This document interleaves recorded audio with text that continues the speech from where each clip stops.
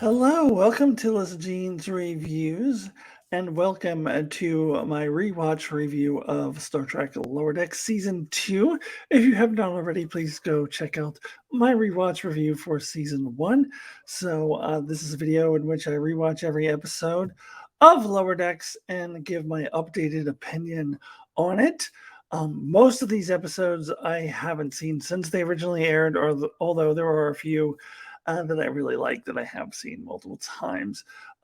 So what I'm going to do in this video is go through each uh, episode. I'm going to give my thoughts upon my rewatch, and then I'm going to go through Easter eggs and observations that I picked up on during my rewatch, and then I will give two ratings. I'm going to first give my rewatch rating, something that I came up with after my rewatch without really remembering when I originally gave it, because I did review season 2 when it originally aired and I gave each episode a rating, but I didn't really remember what I gave to each episode. So I was just simply basing my new rating off of my rewatch of it. So I'd watch the episode, I'd think about what I think of it, and then I'd give a rating. Then, after the fact, I went back and looked at my original reviews that I did a couple years ago and looked at the rating that I originally gave. So I will first give my rewatch rating and then I will give my original rating. In some cases, it hasn't changed. There are a couple of cases where it does actually go up a half a point or even a point. Um, but there are other cases in which it goes down significantly, where I think much less of it now than I did before.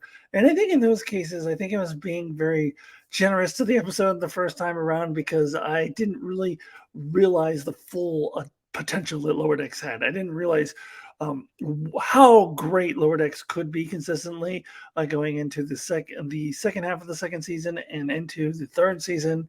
That I think was willing to be more generous and give some episodes a pass. Then now I go back and look at it, knowing what Lower Decks is capable of, and think, they're not as good as I thought. There's one episode, and I'll tell you which one it is when we get to it, that I gave a much lower rating to in my rewatch, and I was shocked that I gave it such a high rating the first time. I don't even remember what I liked about it that much. So it's interesting. So I'll tell you what that is when we get there. I think this is enough of the preamble. Let's go ahead and jump into the episode reviews. I will start with season 2, episode 1, and go through to season 2, episode 10.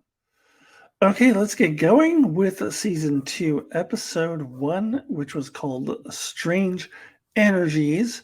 This is the one, of course, when I almost said Riker, when Ransom gets all these godlike powers. So it had a really good opening to the season. The cold opening, we see Mariner once again working out her issues in the holodeck, this time as a Cardassian prisoner. I love how she passes Boimler, who's held prisoner, and he goes, "They keep showing me lights." That's pretty funny. Now, then we get into the episode itself, and this is when Ransom gets these godlike powers bestowed on him. There was a lot of hit and miss jokes in this plot. I think the weightlifting jokes got a little bit out of hand. I didn't think they were that funny. They had made fun of his weightlifting obsession a little bit in season 1, but they really seem to focus on it more in season 2, and especially this episode. And I just didn't find it to be all that funny. I did really love the Gary Mitchell references. Gary Mitchell from the original series pilot, the second pilot that actually got picked up, where No Man Has Gone Before, which then aired as the third episode of the season, oddly. And I love that Dr. Katana is like obsessed over throwing a boulder on Ransom because that's what they did. Gary Mitchell and Where No Man Has Gone Before. And then eventually she does throw a boulder on him when it was completely unnecessary. Which, I did like that.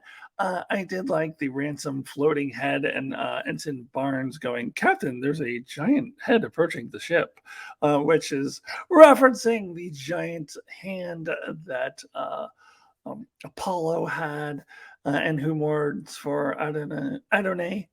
Um, and then, of course, Lincoln floating in space, like the ridiculous things floating in space where they're just like, oh, look, it's a giant head. Like it's no big deal. Um, One other thing that I was disappointed about in this episode, and I'm pretty sure I said this in my original view and review, and I still hold this opinion, and that is that I was disappointed in the setup from last season of Mariner and Freeman not really being followed through on. It gets wrapped up in one episode where they're like, oh, we're going to have this new relationship, this new partnership.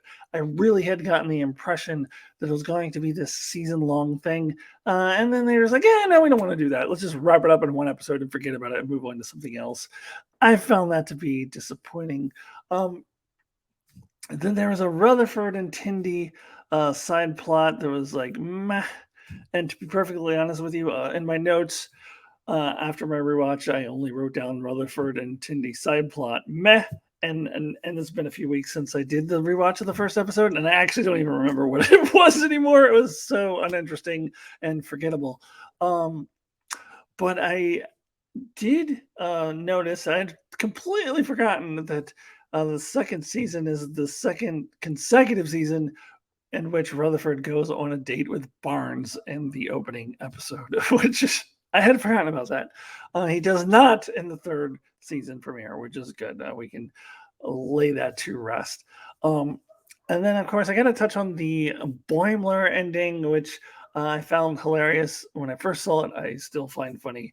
Upon rewatch, was Boimler being on the Titan, and they're like, "Oh, he's gonna be having the time of his life," and you just see him going, "Oh my god!" just freaked out by everything and scared.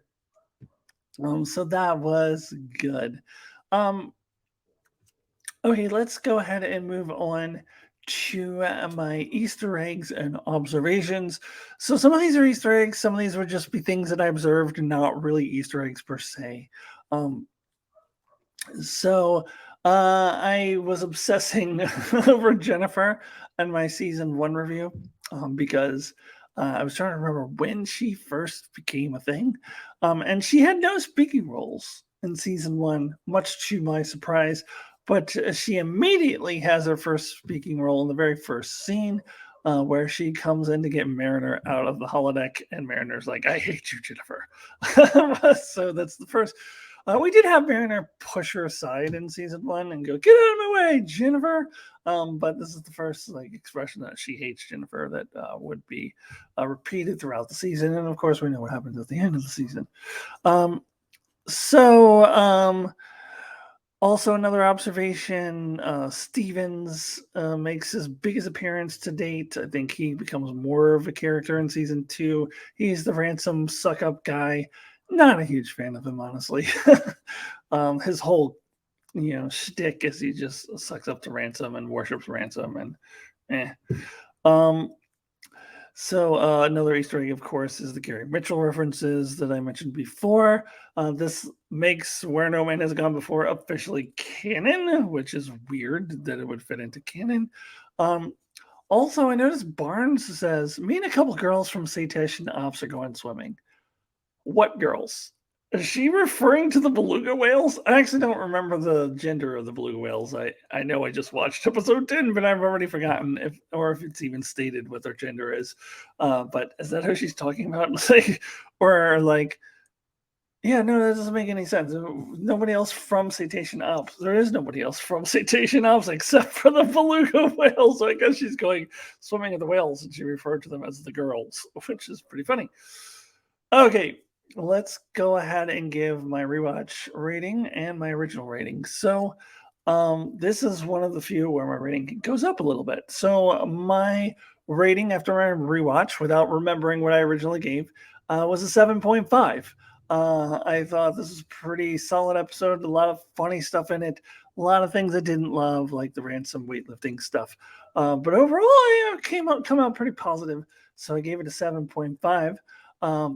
Then I went back and looked at my original rating, and my original rating for my original review was a 7. So I actually have gone up half a point on this one, which is pretty good. I stand by the 7.5. I do think this is a solid 7.5. So I actually went up slightly on this episode.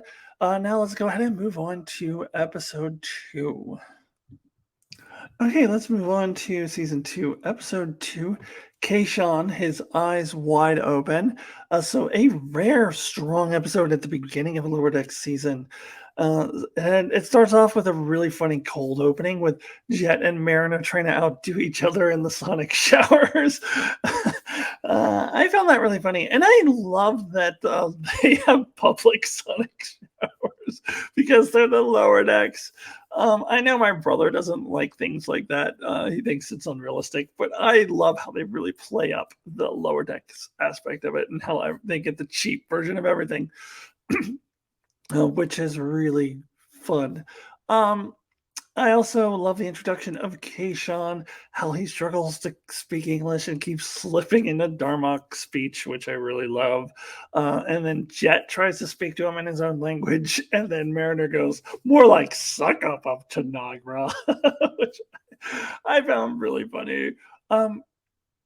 Also, got a kick out of all of the stuff in the collector's ship and all the things that were chasing them. My favorite was probably the killer vacuums. And Mariner's like, oh, what are they going to do? Suck us to death? And then she starts running. Oh my God, they really are going to suck us to death.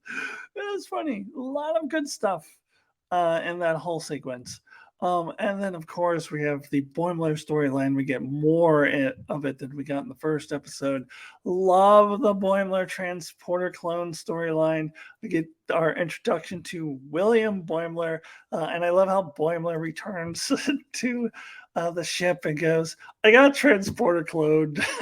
And then Rutherford goes, ha, pay up! Like, how did he know that? That's really funny. Really, really good. And then we end with Kayshon trying to pick up some woman at the bar with one of his, I don't remember exactly the line, but it's one of his his Kayshon speak. Yeah, really good. So now let's get into Easter eggs and observations. So this is the biggest appearance for Jet so far. He was in that crappy season 1, episode 5 that I hated. We get the collectors, a reference to the Next Generation episode, The Most Toys. They even reference that episode in this episode when they said they tried to collect data. Some of the other Easter eggs I noticed in the collectors museum there. We got the game from the game. We got a baseball bat and a baseball and a baseball bat. Maybe from Cisco.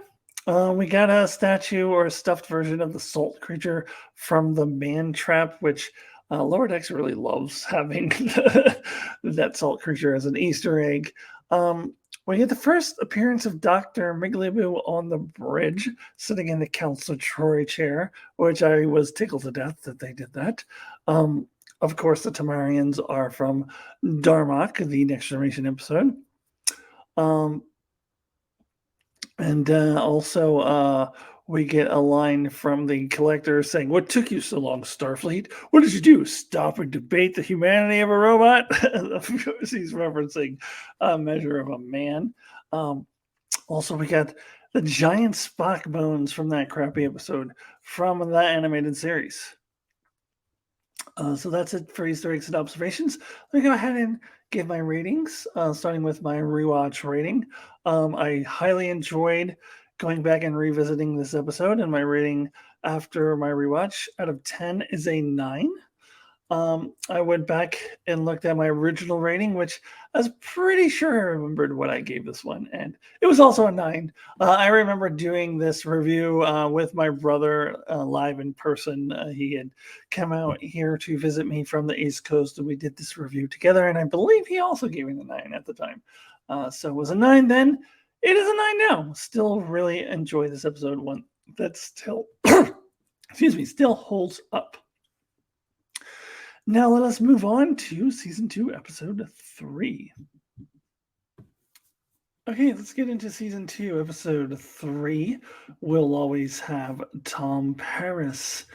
So this was a really mixed bag episode for me. Had some highs, also some lows. I think overall a pretty decent episode. This episode actually has 3 distinct storylines. So I'm going to save the best for last. The best one is the Mariner and Tindy one. I'll do that one last, but I'll start with my least favorite storyline, which is the Boimler thing with the whole Tom Paris thing.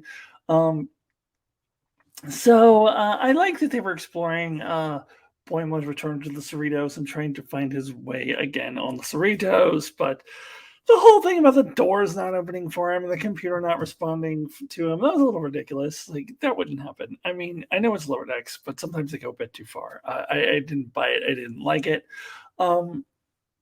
They did throw in some good Voyager jokes. I like how he was saying, like, I call it Voy to save time. and Mariner starts calling it Voyage. She's like, you're right. That really does save a lot of time. And they did reference, of course, the Threshold episode, the Salamander thing, which how could they not? So there were some good things in there. But at the end, when Tom Paris thinks that he's a Kayshon and goes, it's a Kayshon, and starts beating him up, that was just dumb. That was just so stupid. So overall, not a great storyline, even if there were a couple of funny Voyager jokes slipped in there. Now we get to the Rutherford storyline. This is a controversial storyline in my family. Yeah, my brother and I very strongly disagree on this one, which I'm not here to argue. I mean, he and I will just have to agree to disagree on it. We did get into, we did a discussion on season 2, and we got into a shouting match as if we were a Republican and Democrat on CNN. Like, we were shouting at each other. But no more. We're done arguing. We'll just agree to disagree. But I am here to state my opinion, so I'm going to do that. And my honest opinion of this plot line with Shax coming back to life, and the reason being a mystery. They don't ever really tell you how he came back to life. I thought this was genius. I'm sorry. I thought it was brilliant. For one thing, I love how they show it from the perspective of the Lower Decks, because I did think about that. Like, did they tell everybody on the ship? Did they make an announcement like when Spock came back? Oh, everybody, Spock is back. We went and got his Contra. Or did some lowly ensign like, what? I thought Spock was dead. What was he doing back here? I thought that was brilliant that they thought of that and went there. I love that. And the best thing about this to me is that it is mocking the fact that there are no stakes in Star Trek. There never have been. I don't know if I can necessarily say there never will be, because I feel like they might be heading in a direction where main characters could die. I mean, we had Himmer die in Strange New Worlds. I wouldn't call him a main character. He didn't appear all that much, but he was the chief engineer. Then we had Captain Shaw died in Picard. Spoilers for season 3 of Picard, which you should have seen by now. Not my fault if you hadn't seen it. So yeah, we have Shaw die. So maybe they're going into more of a direction of where main characters could die. I wouldn't really call either of them main characters. But prior to that, the only way that a character would die is if the actor or actress leaves the show or is kicked off the show. That's the only way a character would die. We got Tasha Yar and we've got Jadzia Dax. but both of them still kind of came back in different forms. I mean, we had an alternate timeline version of Tasha Yar, and then Tasha Yar's Romulan daughter. Also, Denise Crosby still had some work to do. And then we had where Terry Farrell didn't come back. Dax does come back in a different form as Ezri. So arguably, they didn't even completely die. But even if you want to say they did completely die, there's the only two, and it's because actors left. Otherwise, when you see a character die, they're almost definitely coming back. And sometimes within a single episode, characters die and come back all the time. I think one of the most ridiculous ones is in the original series in the Spectre of the Gun, where Chekhov dies and comes back for absolutely no reason. There's a guy, he's still alive. I mean, it's basically what they did with Shax, except they were being serious about it. Whereas here, it was mocking the very real thing that Star Trek does not have stakes. It just doesn't. So I thought it was absolutely genius that they mocked that. However, although the concept was genius, the actual carrying out of this plot was kind of mediocre. I didn't, always love the Rutherford stuff. I didn't always find it that funny. What he was doing, trying to find out the truth. I like the concept more than I actually like the execution of the plot. So there is that. Now let me get into that Tendi and Mariner storyline. I kind of love the meta commentary on how Tendi always goes off with Rutherford and Mariner, always goes off with Boimler, and like, hey, how come the two of us are never together? Yeah, we should change that. And it's like the writer saying, hey, we should do something different now, which I loved because I was one who was vocally outspoken against this whole Tendi and Rutherford and Mariner and Boimler separation thing that they always did. So I loved it, and I love that they made that meta commentary. I love how they do. We're gonna do girls trip, and it was a great character episode for both of them, but especially Tendi, who gets the most character development she's ever had up to this point. Also, there's some really funny stuff in here when Tendi says "talk like a pirate," and Mariner does exactly what I knew she would do, but it was hilarious. She goes, "Talk like a pirate." Come on. I'm always a sucker for a good pirate joke. Anyway, let's get into my Easter eggs and observations of this episode. So there are lots of possibilities thrown out there for how Shax is still alive. Most of them hypothetical, like the Borg or Mirror Universe, but Katra does get referenced from Star Trek 3. Now back to the Jennifer the Andorian watch. We see her waiting impatiently behind Boimler in the line for the replicator and on the bridge of the navigation spot for, I believe, the first time. There are references to Threshold, as I mentioned. Voy, of course, as I mentioned, is the shortened version of Voyager that people use in real life. This is the first episode when Mariner comes out as pansexual. And I loved the casual way in which they just dropped that. No big stink being made out of it. No articles being written about it ahead of time. Like, ooh, Lower Decks is going to have the first pansexual character. I love how it's just kind of slipped in there. I really, really appreciate them doing that. And I believe this is the first appearance of Quarks on Lower Decks we had seen it in Picard season 1. Okay, so my rating upon my rewatch out of 10 is a 7. Solid episode, though I loved the concept of the Shax thing. The execution left a lot to be desired. The Boimler thing was not all that great. This gets to a 7 on the strength of Mariner and Tendi. Now my original rating, I think I probably gave more credence to the Mariner and Tendi storyline than I did this time around, because my original rating was an 8. So I have dropped a point on this one. I'm now at a 7 on it. Okay, let's go ahead and now get into season 2, episode 4. Okay, let's now move on to season 2, episode 4, Mugato Gumato. So this episode pretty much sucks. I mean, it's not quite as bad as my least favorite season 1 episodes, but it's the worst of the season. It's pretty bad. So the whole thing with Boimler and Rutherford thinking Mariner was a secret spy is so dumb.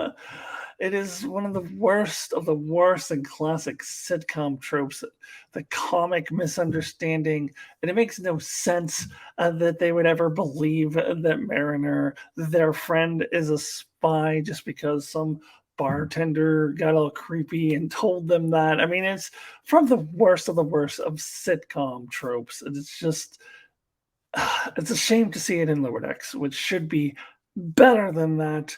Um, and then we get the B plot of Tendi chasing down patients. Also, not particularly great.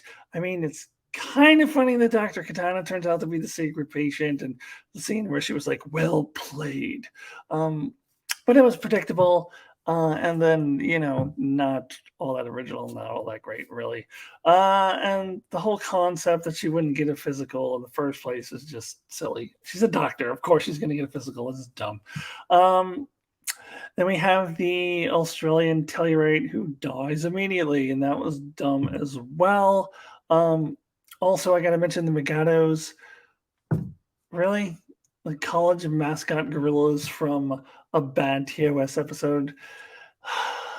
That's what you're going to bring back? I mean, sometimes they bring back bad things like this, like they bring back the Packlets and they make it work. But this did not work. This was just kind of dumb. I guess the one thing the episode does have going for it is mocking the last outpost Ferengi, and Mariner even references the last outpost Ferengi, which is, I guess, funny, but for the most part, this episode was not very good. Now, let me get into my Easter eggs and observations. So they're playing that game that Riker played with his dad in season 2 of Next Generation. It was called Magisto or something like that. I don't know. Where Mariner completely kicks their asses. The Mugato, of course, is from the TOS episode, A Private Little War. An episode that's not that great to begin with. Ferengi using whips like they used in The Last Outpost, as I mentioned. Mariner references The Last Outpost. An Australian Tellurite. I didn't know they had Australians or Tellurites who had Australian accents, although I guess not all aliens should have American accents necessarily, so why not? That's Stevens, the guy who worships Ransom. I mentioned before, he comes in here, not a huge fan. Jet also makes an appearance here. I don't think we get a Jennifer the Andoyan appearance in this episode, however. Okay, so my rating after my rewatch, I looked at this piece of crap and went, man, I guess because of some of the jokes with The Last Outpost, I'll spare this a 1 or a 2, but my rating upon my rewatch is a 3, a god-awful episode. Then I went back and looked at my original rating, and my original rating was surprisingly high. It was a surprising 6. I don't think I had the context of just how bad this episode is compared to how good a Lower Decks can be. Maybe I was just in a generous mood that day. I do remember that I didn't particularly like this episode when I first saw it, but for some reason I was feeling very generous and decided to give it a shockingly high 6. Definitely not a 6. This is a very firm 3. I take back the 6 from a couple years ago. Definitely more of a 3. So now let us go ahead and move on to the next episode. All right, now let's get into season 2, episode 5, An Embarrassment of Dooplers. Yeah, this one's okay. It's fine, I guess. So I'll start actually with the Mariner Boimler storyline. I didn't think it was particularly funny, but I did think it was some well-needed character growth, especially for Boimler and for the Boimler and Mariner relationship. They definitely needed to hash out Mariner's feelings of abandonment and work that out together. So that was cool, even if the storyline wasn't laugh out loud funny or anything like that. So that was a positive aspect of this episode. And I was glad that they had a storyline about Rutherford losing his memory because honestly, there were several weeks between my rewatch of episode 1 and episode 5, and I had kind of forgotten about that. And I remember when it first aired, I had kind of forgotten about it because they didn't really touch on the fact that he lost a big chunk of his memory. They mentioned it in the first episode, and then they kind of drop it for a little while. So I was glad that they kind of revisited it. Um, as for the Dooplers thing, I mean, I don't know. It was kind of dumb, but also I found it kind of endearing. I kind of found it a little funny that every time he got embarrassed, he would duplicate himself, like, "Oh no, I'm so sorry. Oh no, oh no," and keep duplicating himself over and over. But I don't know. It was a little contrived how they discovered that the way to unduplicate him, to put him back together, is just by being mean to him. So in the beginning, they were walking on eggshells because they knew if he was embarrassed, he would duplicate. So they know that much about the species, but they don't know how to put him back together again. I feel like that would be common knowledge. If it's common knowledge that he duplicates from being embarrassed, then it's common knowledge that he gets back together by when people are mean to him. Like, it feels a little contrived. I realize this is just lower decks, and I give it a lot of leeway a lot of times. But here, and something like this, I don't, because it's still a plot contrivance. If you made it so it made sense, then you wouldn't have an episode. That's a plot contrivance. So that was not my favorite. Okay, so let's get into Easter eggs and observations. They mentioned Quark's restaurant again. Um, there's this one alien dude who goes after Mariner. He's from the same species as one of those dudes from the episode Allegiance. I get from the Next Generation. I guess they all wear those hoods. Their entire species. And he makes a comment. He's trying to be on SETI Alpha 4, which is way worse than SETI Alpha 5. That was funny. This, of course, is a Wrath of Khan reference. SETI Alpha 4 was way worse than SETI Alpha 5. During the chase scene, another Pike BP chair, which we also saw in season 1, we have Captain Shelby from the Best of Both Worlds, who, of course, later becomes Admiral Shelby in Picard season 3. Captain Axley, her number 1 is a dude with a bearded little guy on his shoulder. I didn't get the reference. I think there's something I was missing there. And this is the first appearance of the outrageous Akana in Modern Trek before we would see him again in Prodigy. And I love the line where they're like, "Akana is in there? That's outrageous." Yeah, so the Deep Space Nine model comes with an Esri and a Jadzia. I love the little Deep Space Nine references. Billy up for the great episode we'd get in the following season. Okay, so after my rewatch, my rating out of 10 for this episode is a 6. That is okay. There were some decent parts in there to hang my hat on, but overall, not particularly funny. A couple funny parts here and there, but overall, not a really funny episode. So just okay, just mediocre. So 6 seems like the perfect rating for me. Much to my surprise, apparently 2 years ago I gave it a 7. So my original rating was a 7. 6 feels much more right to me. I was actually a little surprised that I had given it a 7. But 6 is the rating I'm rolling with now. 7 was the rating that I gave 2 years ago. All right, now let's move on to the next one. All righty, let's move on to season 2, episode 6, The Spy Humungous. Another one I found to be just kind of okay. I did really enjoy the dumb Pakled spy storyline. Not that the storyline was dumb, but the Pakled is dumb. Just to clarify, I thought it was cute. I love how he is the world's worst spy, and it was like, "Can you take me to the engine room now?" And Kayshon, I forget exactly what he said. I should really write down his lines because his lines are funny. He said, "Are you getting something vibes from this guy?" He was one of his, Darmok type things. He said, "Are you getting these kind of vibes from this guy?" Because he was so obviously a spy. And yeah, it is kind of it is kind of dumb, kind of silly, but I enjoyed it. When I went back and I rewatched some of my original review, which I'll talk about later when I get to my original rating, and apparently this was my least favorite storyline the first time I watched it.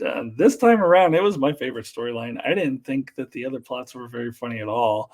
I'll start with the Boimler one. He joins the Red Shirts, and we get Jennifer, her first like extended role here. And while I did think it was cute that they were called the Red Shirts, and he was like, "Are you sure that's the name you want to call yourselves?" Other than that, I didn't think it was particularly funny. I thought that one character, I forget his name, who was um, the main character guy, I forget his name. I thought he was obnoxious. I thought this whole concept of them trying to be captains and just making speeches to people was kind of dumb. I think I found the speech giving thing funnier last time than I did this time. Um, and I think Boimler should have seen from the beginning that they're complete morons and, and just disregarded them. So I didn't love that plot. And then there's the other plot with Tendi, um, Rutherford, and Mariner going around picking up these anomalies. Now, I think it's somewhat funny that they would bring up all these weird space anomalies and have to have the ensigns come around and pick them up. I mean, that's not really a thing, but I found it to kind of be funny in a Lower Decks kind of way. But I didn't find anything within it particularly funny. All the different things that kept happening to Mariner and then kept happening to Tendi. It's like kind of slapstick comedy that I didn't find all that funny. It was nice to see Tendi finally like break out of her happy dappy all the time, cheerful mode for a little bit. And I will say that I enjoyed the scene at the end where the two storylines kind of converge, and Boimler saves Tendi by um, doing all these, self-deprecating things to himself to make her laugh. Um, while I don't find that particular action to be funny, I do find it to be sweet and a nice character moment for him and a nice bonding moment for Boimler and Tendi. They don't really bond too much, except for that. I think it was episode 7 last season when they both went off on the weird ship of all those weird things. But other than that, like they don't really bond much. So I found that to be a nice bonding moment. I found it to be very sweet. But otherwise, these two storylines don't really do much for me. I think the one saving grace for this episode is the prank call to Armus. It was the absolute single funniest scene in all of Lower Decks up to this point, in my opinion. The prank calling Armus, like that's so genius. That the writers of Lower Decks thought of that is so funny. So that really saves the episode, but does not pull it out of mediocrity. Real quick before I get to my ratings, the Easter eggs and observations. I didn't really catch very many this time around watching it. There's one dude from the animated series. I forget what that species is called. They were all hunched over and like, so they play off that and he does the, posture thing. That's kind of cute, I guess. Jennifer watches, as I mentioned before, this is the first episode where Jennifer gets an extended role, but still seems to have no actual personality and just uses an all-purpose character to plug in wherever. I think she gets developed a little bit more in season 3, although not as much as I would have liked. And Armus, of course, is from the Next Generation episode Skin of Evil, in which Tasha Yar is killed. Okay, so my rating out of 10 upon my rewatch is a mediocre 6. This is the second consecutive 6 out of 10 that I've given. So here's where I'm really shocked. This is the biggest discrepancy between my rewatch and my original rating.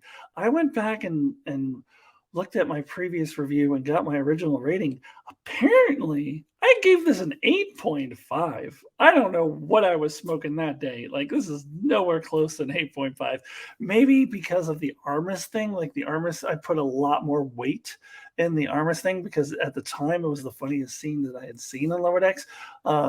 Because at that point I hadn't seen Excretus, which we'll get to pretty soon. I hadn't seen the Deep Space Nine episode or any of the other really funny episodes from season 3.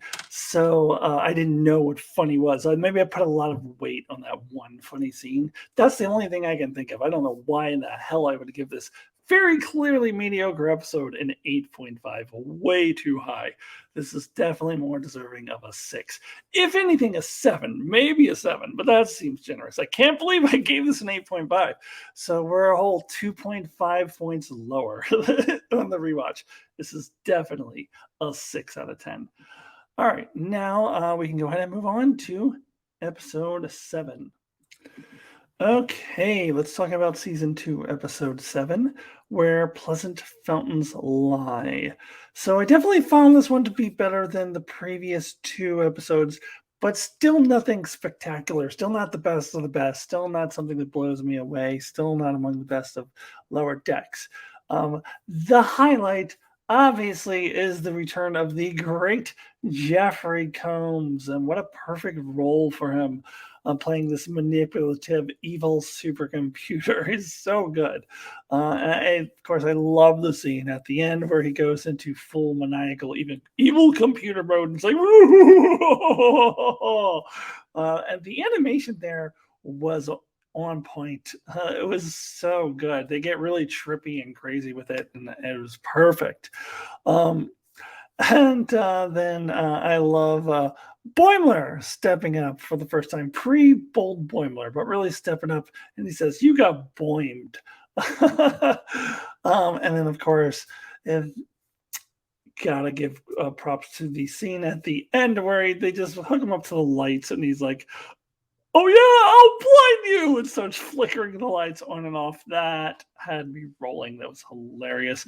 And then we get that closing scene where he's placed in the Daystrom Institute with all the other evil computers, all monologuing about how evil they are and saying, "You're not evil, I'm the most evil. No, I will win." Woo! That was pretty damn funny. However, that overall plot line with Mariner and Boimler was monotonous and unnecessary. They kind of already hashed out their feelings with each other a couple episodes previously, so this felt redundant to me. It wasn't good character growth. It was like repeating something they did 2 episodes earlier. I thought it was just kind of more of an excuse to have the supercomputer there. Plus, it had the classic overused trope of the shuttle crash. So not the best. Not the best. Now we had the Billup storyline as well. That was interesting. It was interesting to focus in on Billups. I always like it when Star Trek picks out a character that they hadn't focused on before, such as like Chief O'Brien way back in season 4 and the Wounded of the Next Generation. Stuff like that. I always love when they do stuff like that. And I found his backstory interesting. I love this concept of this home planet that's basically a Renaissance fair. And so it's a colony, but they're reenacting all the medieval stuff and intentionally living that way. I find that not only funny, but I find it interesting. And also, we got to point out that Lower Decks has an asexual character, essentially. And we haven't really seen that a lot on TV, except for BoJack Horseman, of course. So I think it's cool that Star Trek is delving into that territory a little bit. The overbearing mother thing, after Loxana Troy, I'm kind of done with that trope in Star Trek. So didn't love the overbearing mother thing, and didn't buy for a second that she really accepted him and that she wasn't still plotting against him. Of course she was. And I didn't find it particularly funny. The storyline overall was interesting, not particularly funny. The humor comes mostly from the Jeffrey Combs supercomputer. Easter eggs and observations of this episode. Didn't really catch many Easter eggs or I didn't really have much observations at all in this rewatch. I didn't pick up on any specific references to any previous Star Trek episodes. Of course, the Jeffrey Combs supercomputer is just a parody of generally the super evil computer trope in Star Trek, but is not referring to a specific one. Like they did have Landrew in the previous season, but this was not a specific one, just kind of making fun of that trope. No Jennifer this week, so I don't have anything to talk about with her. So I don't really have much to say for Easter eggs and observations this time around. So let me go ahead and jump into my rating. So my rating after a rewatch of this episode, based on the hilarity of Jeffrey Combs and the supercomputer, I'm giving this a 7.5. So not an 8, not a 9, not a 10, not one of the best, but 7.5, pretty solid episode. Definitely had some really great stuff within it, even though there was some really not great stuff in it as well. My original rating 2 years ago was a 7, so I've gone up half a point on it. Maybe I'm appreciating the Jeffrey Combs aspect just half a point more this time around. All right, that's it for this one. Let's go ahead and get into the good stuff with episode 8. All right, let's get into season 2, episode 8, Excretus. Now, this is one I will admit I have watched more than once, more than twice, probably several times, because when I first saw it, I just thought it was so good. And I've watched it several times since then. And this is still one of my all-time favorites of the whole series. I don't know exactly where it ranks. There's some really good ones in Lower Decks, but I have always loved this episode. And rewatching it again, I still love it. It hasn't lost any of its humor. It hasn't lost anything. So, of course, the thing is, they keep going into these little simulations, and there's just one hilarious reference after the other, after the other, after the other. I'll get into some of the more specific ones when I get to the Easter eggs and observations portion, but just to point out a couple that were my favorite, of course, one of my favorite all-time episodes, Mirror Mirror. I love the parody here, and Mariner, of course, fits seamlessly into here, going, "I can pretend to be evil," because she already did this last season as Vindicta. So, and it's funny how they all want to have sex, especially Phillips because he was asexual in the previous episode. So all they're talking about is how they want to have sex. And so that was all really funny. And then, of course, we have the naked time, where the title is taken literally. And we also, I think I'm probably going to mention this in the Easter eggs and observations too. But there's a scene where Barnes and Jennifer are making out, and Mariner goes, "Ooh," like it's kind of hot. Setting up for Mariner, kind of falling for Jennifer a little later. And then, of course, we have the Borg Queen. As you know my channel at all, I hate the Borg Queen. So this is definitely the best appearance by the Borg Queen because they just completely do a parody of her. And I love Weimler's line at one point, "I already beat the Borg Queen in chess and taught her empathy." Of course, it turns out later he didn't really teach her empathy. And at the end of the episode, I think, you just hear the voiceover. You're seeing the ship fly off. It's at the very end of the episode. Shax is like, "Well, looks like the Borg didn't take your appetite." Playing off of those, silly, like, oh, ha ha ha lines at the end of Star Trek that especially the original series always did. And he goes, "At least the Borg didn't take your appetite." And Boimler goes, "Oh, they took everything and I was." I mean, that shouldn't be funny, but it is because they didn't really. I mean, it was just a holodeck. He's fine, and it's a cartoon. He's fine. Also, I had forgotten about the aspect of this episode, even though I've seen this a few times. I always forget about the part that they're switching sides. So the lower decks are going to the lower are going to the command to the bridge, and the command crew goes to the lower decks. I always kind of forget about that aspect of it. Um, and I love how there's a little bit of a twist where Freeman goes, "Oh, I see what you're doing here. You're trying to teach us that you know we all need each other, and we're trying to walk in other people's shoes and blah blah blah." Which seems like what she is doing, but it's a twist. Like, no, that's not what I'm doing at all. I'm using you to further my career, so I'm going to fail all of you guys. So I love that, and I love the resolution of where they just take her on all these rides, crazy stuff, and then they go to the the crystalline entity, and Mariner has a line: "Must be crystalline entity season," because there's all these crystalline entities everywhere.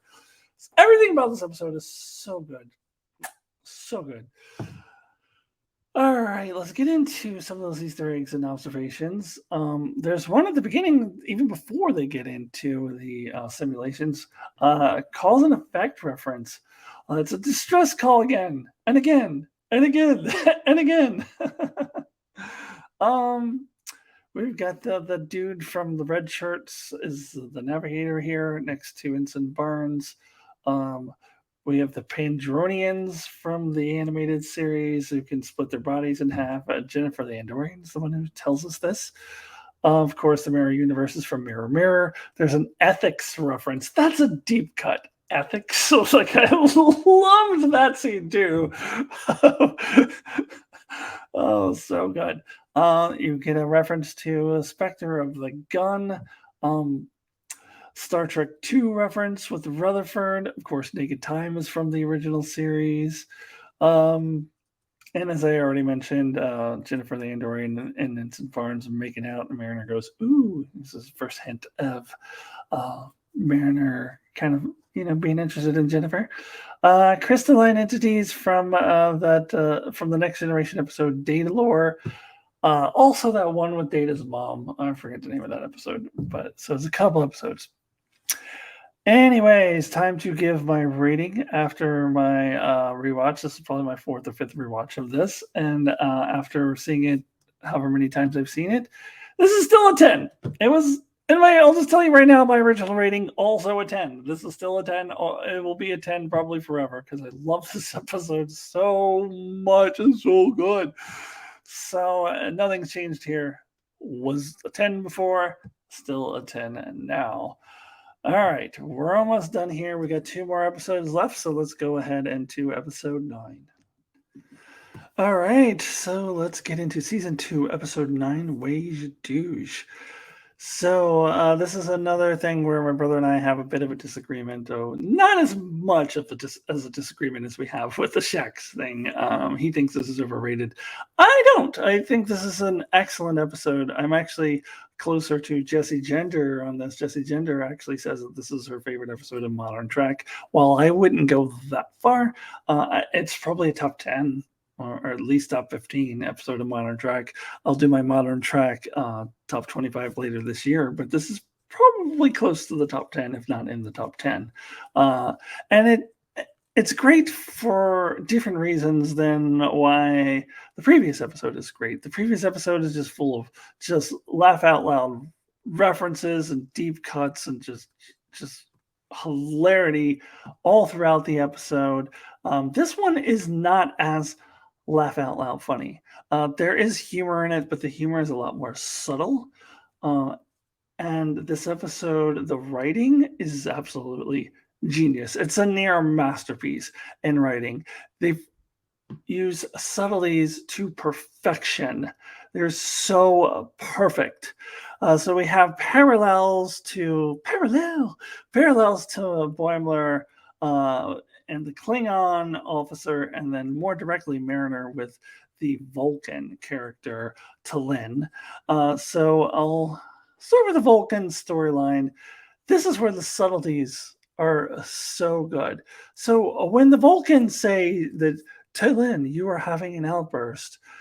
They aren't just saying that like just because Tylin is just doing the normal Vulcan dead tone, just talking like a Vulcan, like it is not logical, and they're trying to be funny by saying, "Oh, you're having an outburst." No, because it is very subtle, but by Vulcan standards, she actually is having an outburst. If you listen to her tone of voice and the words that she uses, it is subtle, but she is kind of being a bitch. And so, uh, by Vulcan standards, she really is having an outburst. And I just love how they use the subtleties with tone of voice and the words that she uses to perfection. It is so good. The writing in this episode is so amazingly good. This is some of the best writing in all of Star Trek because very few episodes have ever tried to walk a line between subtleties and what is overt like this episode does. It gets a little more obvious towards the end. She has a line where she says, "I hope they notice how unconcerned I am about their assessment." I mean, she's just a sassy teenager at that point. And then, of course, at the end, where she's like, "Live long and prosper, sir." It's more like, "Live long and prosper, biatch." Like, fuck you. Like, it is so good because it isn't over the top, but it's just enough. It is just enough. It is so good. Now the Klingon guy, I think, has parallels to Boimler. I think T'Lyn is more directly parallel to Mariner. She is the Vulcan Mariner. In fact, there were times where I thought the animation made her to look a lot like Mariner. Klingon guy is not as directly paralleled to Boimler. But the parallels are that he sucks up to the high-ranking officers and just wants to be around them, and is trying to rise up in rank, but in the Klingon way rather than the Starfleet way that Boimler is trying to do it. But he ultimately puts his own morals and values first. He ultimately does the right thing, just like Boimler would do as well. So I found this to be a really great story as well. And I did enjoy how they would connect one storyline to the next. First with Boimler and the gang talking about a Klingon ship, and then we go to the Klingon ship, and then one of the Klingons, I believe is the Boimler Klingon, says something about being logical, and it's like, "What are you, a Vulcan?" And then we go to the Vulcans. Uh, and I did really enjoy that we also got the Pakled lower decks, and at the end, this is the Borg lower decks at the closing credits, and they're just regenerating. They're not doing anything because they're Borg. So, uh, then we have this other storyline with the Hawaii thing where Ransom and the Benzite and the other crew member all pretend to be from Hawaii, and Boimler pretends to be from Hawaii to belong with them, and then turns out none of them are from Hawaii at all, but they're all from a moon. And it is kind of funny where Boimler was like, "Well, I'm from San Bernardino, which is kind of like a moon." And Ransom gets all offended. "San Bernardino is nothing like a moon, Boimler. God." And you know what? I think that I find this storyline funnier than I did the last time I watched this episode, but I'll get into that when I get into my ratings. Now let's get into first the Easter eggs and observations.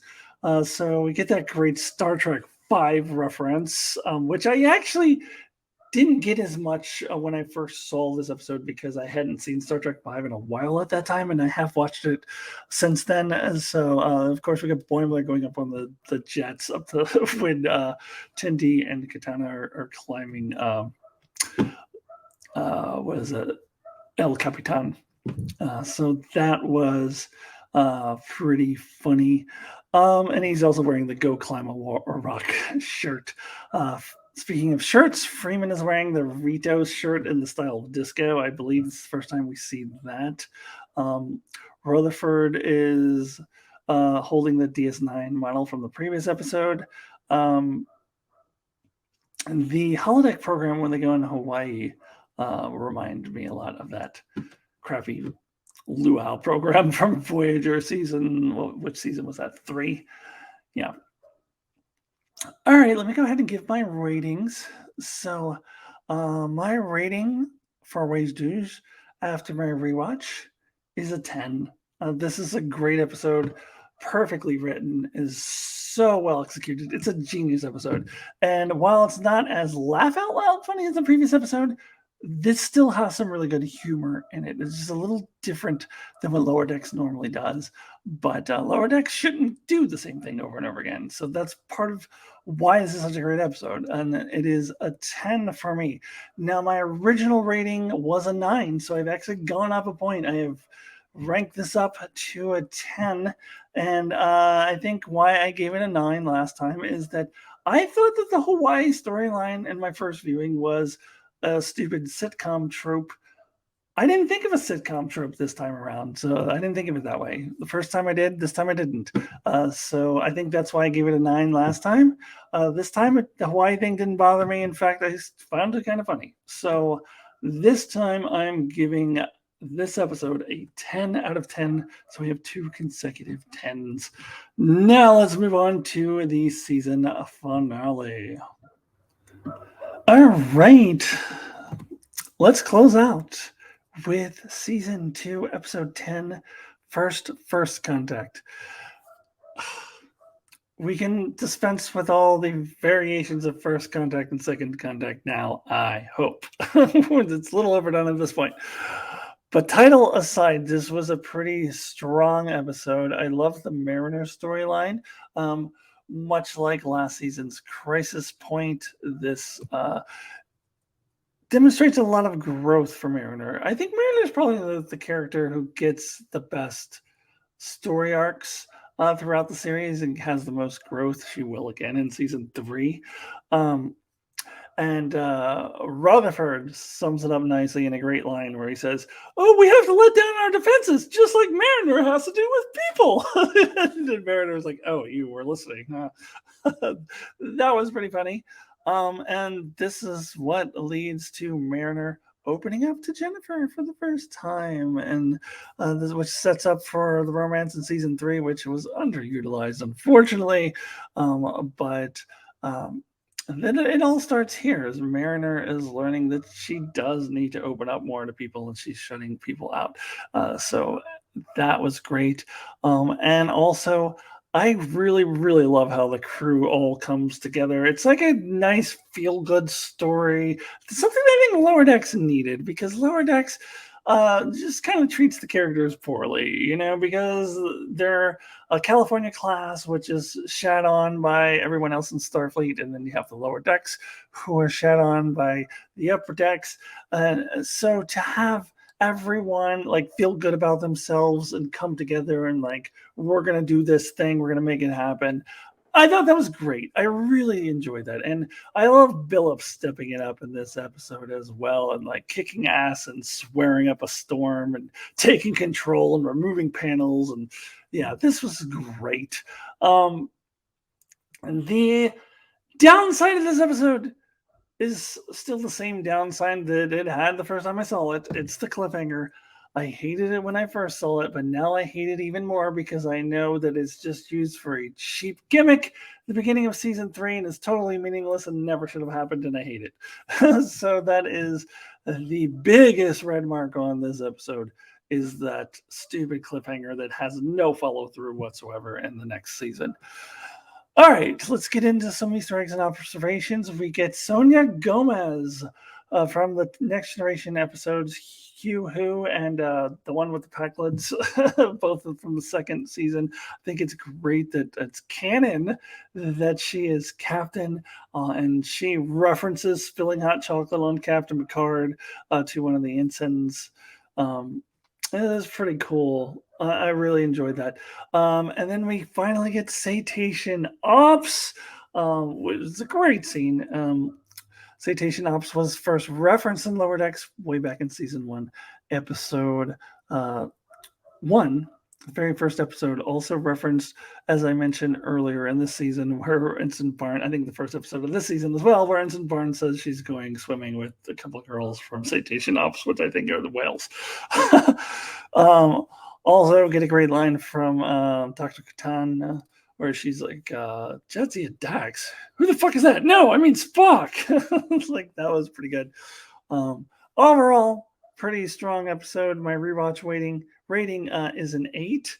I guess I went down a half a point because my original rating apparently was an 8.5. I don't know. This is one that I could go back and forth on. Ask me again in a few weeks, and maybe it's an 8.5 again. I don't know. It's kind of close, but I decided to give it an 8 after my rewatch. I don't know exactly what made me go down half a point. As I said, it'll probably go back up a half a point next time I watch it. Anyways, that does it. We are done, finished, done through all the episodes of season 2 of Lower Decks. I would love to do season 3 before season 4 comes out in August. Not making any promises of when that'll happen, but I would like to try to fit that in somewhere. So keep your eye out for that, and definitely subscribe if you have not already. Please check out my Star Trek Top 100 coming up pretty soon in the beginning of July. I will be doing my numbers 50 through 26 in my Top 100. I already have videos for 100 through 76 and 75 through 51, so you should check out all of that stuff.